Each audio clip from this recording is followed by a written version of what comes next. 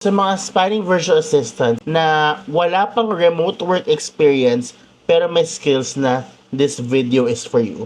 When I say remote work experience, ibig sabihin, wala ka pang experience pagdating sa pag-work from home and working with international clients. Because some other clients or hiring managers ay nire-require tong remote work experience para mas madali nyo nang ma-embrace itong kultura. Pero may iba naman who doesn't really mind as long as meron ka ng skills.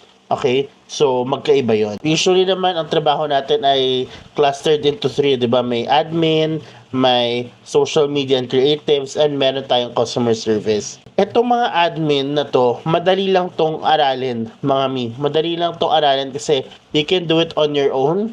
Okay? You can do it for the businesses of your friends or your family. No, that's already considered as experience pagka talagang in-apply mo. Number two, pagdating sa social media and creatives, madali lang to kasi pwede kang gumawa ng sarili mong social media account, your own personal brand, and then you do content creation consistently. At kung ano man naging growth mo doon is already your portfolio. Kung creatives naman like videos, graphic designers, ayan, gumawa ka ng mga mock projects. Ayan, ang dali lagay mo sa portfolio mo. Madali na yun, pakita mo lang yan sa client mo.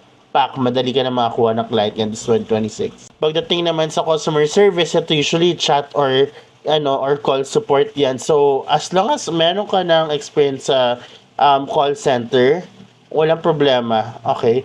Kung meron ka ng experience sa hospitality, walang problema. Pwede ka mag-apply dito. Provided, ang hinahanap lang ay skills, hindi kailangan ng remote work experience. So, pag sinabing remote work experience na hinahanap, huwag tayong mag-apply doon kasi hindi talaga tayo matatanggap sa part na yon. And number 3, saan ba ako pwede mag-apply? Mag-research muna ako bago ako mag-apply para alam ko yung ina-applyan ko ay tama.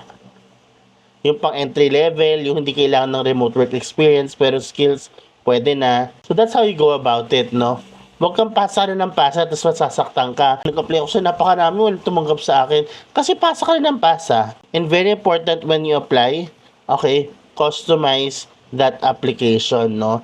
Dapat kung ano yung hanap nila, yun din ang laman ng profile mo. Ganun talaga mga mi. Ganun talaga, we have to do that. See you guys on the next video. Bye!